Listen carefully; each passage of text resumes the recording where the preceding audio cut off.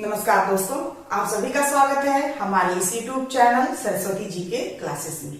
आज की इस क्लास में हम जानेंगे झारखंड के स्वतंत्रता सेनानी के क्रम में जतरा भगत जी के बारे में। जतरा भगत, जिनका की वास्तविक नाम जतरा उरांव था, और इन्होंने 1914 ईस्वी में ताना भगत आंदोलन शुरू किया था।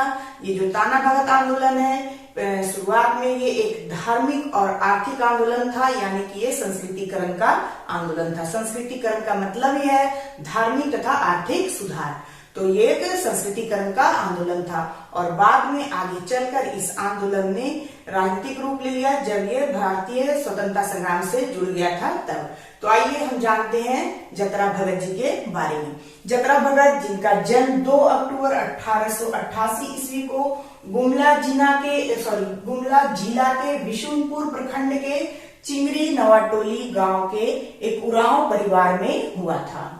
तो ये सभी इंपॉर्टेंट है कि इनका जन्म कब हुआ था, कहाँ हुआ था, कौन सा प्रखंड था, कौन सा गांव था और किस जाति में इनका जन्म हुआ था। फिर इनके जो पिता हैं, तो इनके पिता का नाम हर बुक में थोड़ा अलग दिया हुआ है, इसलिए मैंने यहाँ उन तीनों नामों की चर्चा कर दी है। कहीं कोदल उरांव दिया है, कहीं कोडल उरांव दिया हुआ है, कहीं कहीं कोहरा भगत दिया हुआ है। फिर इनकी माता जो थी, उनका नाम था लिबड़ी भगत। पत्नी जो है, उनका नाम बुधनी या बंधनी भगत था।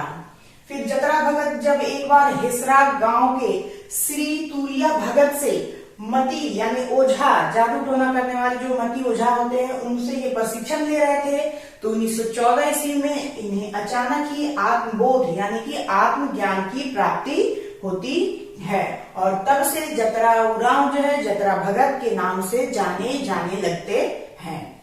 फिर एक बार क्या होता है कि एक दिन ये जुर्दा कोना तालाब में स्नान करते हुए उन्हें अचानक एक अद्भुत दृश्य दिखाई देती है, और वे पानी से बाहर आकर आवाज लगाते हुए कहते हैं कि ताना बाबा टाना भूतनी के टाना, टाना बाबा टाना टान टून टाना।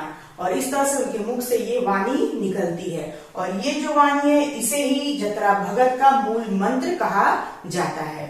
फिर उसके बाद से उन्होंने लोगों को बताया कि जब वे तालाब में स्नान कर रहे थे, तो स्नान करते समय ही उन्हें इनके जो देवता हैं धर्मेश देवता के साक्षात दर्शन हुए हैं। धर्मेश देवता, जैसा कि हम सभी जानते हैं, धर्मेश देवता जो है उरांव जनजाति के सर्वोच्च देवता हैं। तो इन्होंने बताया कि इन्हें उनका ही दर्शन हुआ है, और उन्होंने इन्हें उरांव जनजाति के नेतृत्व के लिए भेजा है। और इस तरह से इसके बाद से इन्होंने उरांव जनजातियों को संगठित करना शुरू किया, और इनके धर्म में जो बुराइयां थी उसे दूर करने की, इनकी जनजाति में जो बुराइयां थी उसे दूर करने के लिए इन्होंने धर्म का सहारा लिया।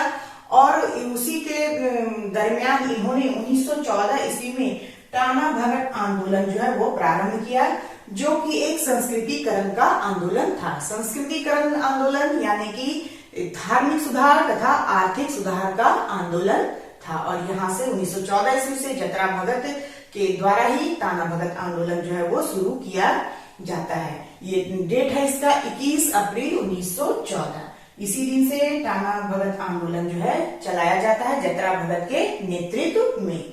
फिर उन्होंने अपने अनुयायियों के लिए आचरण की नई संहिता, इनके जो जनजातियों में, इनकी जनजाति जो उरांव जनजाति थी उसमें जो बुराइयां व्याप्त थी उसे दूर करने के लिए इन्होंने उन अपने अनुयायियों के लिए आचरण की नई संहिता लागू की, जैसे कि केवल उरांव देवता धर्मेश की आराधना। फिर है कि यानी कि एकेश्वरवाद का ही पालन करना, बहुत सारे देवी देवताओं की पूजा नहीं बल्कि एक ही देवता यानी धर्मेश देवता की पूजा करना। फिर पशु बलि मांस मदिरा का त्याग करना, गाय और बैल को पवित्र पशु मानना और उनसे काम नहीं लेना। उसके साथ ही जनेऊ धारण करना, आंगन में तुलसी चौरा स्थापित करना, कुली या मजदूरी नहीं करना। तो ये सभी उन्होंने जो नई आचार संहिता लागू की थी अपने अनुयायियों के लिए, उनमें इन नियमों को उन्होंने रखा था, और अपने अनुयायियों से इसे पालन करने के लिए कहते थे और अनुयायियों से पालन करवाते थे। इस तरह से इन सब के माध्यम से वे चाहते थे कि जो उरांव जनजाति की जो बुराइयां हैं, जो उनमें जो धर्म में जो बुराइयां व्याप्त है, उसे हटाया जा सके और उरांव जनजाति को आगे लाया जा सके। इसीलिए इस आंदोलन का नाम रखा गया था टाना भगत आंदोलन। यानी कि टाना का मतलब ही होता है खींचना या टानना। तो ये चाहते थे कि जितनी भी बुराइयां हैं उरांव जनजाति के लोगों में उसे टान कर खींच के बाहर फेंक दिया जाए। और इसी ख्याल से इन्होंने ये आंदोलन चलाया था संस्कृतिकरण का, और उसका नाम रखा था टाना भगत आंदोलन। फिर अपने अनुयायियों को मजदूरी करने से रोकने तथा उरांव जनजाति को भड़काने के जुर्म में इन्हें 1916 ईस्वी में इनके साथ अनुयायियों के साथ गिरफ्तार कर 1.5 वर्ष की कारावासी सजा इनको दी जाती है।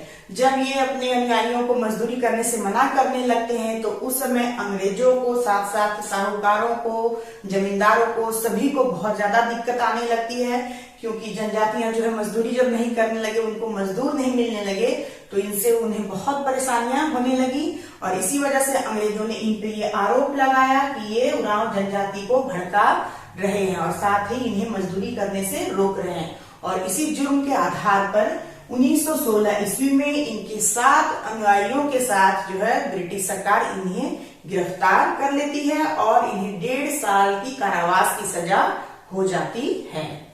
फिर बाद में उन्हें इस शर्त पर रिहा किया जाता है कि वे अपने सिद्धांतों का प्रचार नहीं करेंगे और उरांव जनजाति में शांति बनाए रखेंगे, और इसी शर्त पे इन्हें जेल से रिहा किया जाता है। फिर लेकिन क्या होता है कि जेल में इनके साथ जो इनको बहुत घोर प्रताड़ित किया गया था, बहुत ज्यादा इन्हें प्रताड़ित किया गया था जेल में ब्रिटिश सरकार के द्वारा। इसकी वजह से जब जेल से बाहर आते हैं उसके 2 महीने के भीतर ही इनकी मृत्यु हो जाती है। और इस तरह से जतरा भगत का जो समय टाइम पीरियड है वो यहीं पे खत्म हो जाता है। लेकिन इनके द्वारा चलाया गया आंदोलन, टाना भगत आंदोलन, नहीं रुकता है, वो आगे बढ़ता ही रहता है इनके अनुयायियों के जरिए। फिर 1918 ईस्वी में जब गांधी जी रांची आते हैं तो उन्हें टाना भक्तों से मिलवाया जाता है। जब वे रांची आते हैं महात्मा गांधी जी तो उन्हें टाना भक्तों से मिलवाया जाता है। और 1921 ईस्वी में महात्मा गांधी द्वारा शुरू किए गए असहयोग आंदोलन में कुडू थाना के सिद्धू भगत के नेतृत्व में टाना भगत पहली बार भारतीय स्वतंत्रता आंदोलन में शामिल होते हैं। और इस तरह से टाना भगत के अनुयायी जो है गांधी जी से मिलते हैं और उनसे इतना ज्यादा प्रभावित होते हैं गांधी जी से कि 1921 में जब महात्मा गांधी के द्वारा असहयोग आंदोलन चलाया जा रहा था तो कुडू थाना के जो सिद्धू भगत थे उनके नेतृत्व में टाना भगत जो है वो पहली बार भारतीय स्वतंत्रता आंदोलन में शामिल हो जाते हैं। और फिर 1940 में कांग्रेस के रामगढ़ अधिवेशन में टाना भक्तों ने महात्मा गांधी को 400 रुपए की थाली भेंट की थी। 400 रुपए की थाली भेंट की थी कब? जब 1940 में कांग्रेस के रामगढ़ अधिवेशन में गांधी जी आए थे, उस समय उनको 400 रुपए की थाली भेंट की जाती है टाना भक्तों के द्वारा।